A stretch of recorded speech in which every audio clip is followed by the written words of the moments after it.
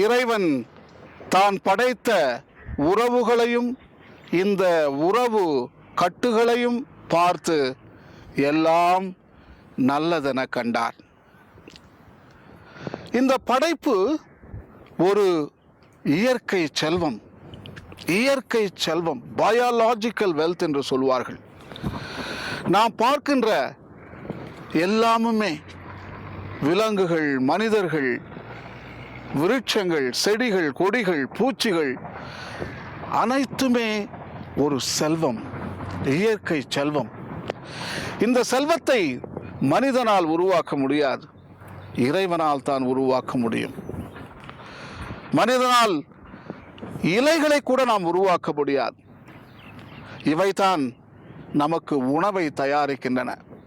இலைகள் இல்லை என்றால் மனிதனுக்கு உணவு இல்லை. மனிதனுக்கு உணவு இல்லை என்றால் உயிர் வாழ முடியாது. ஆகவே இந்த இயற்கை செல்வங்கள் எல்லாம் அனைவருக்கும் பணி செய்து கொண்டிருக்கின்றன. இன்றைய தினம் நமக்கு எவ்வளவோ செல்வங்களை வாரி வழங்கி கொண்டிருக்கின்றன.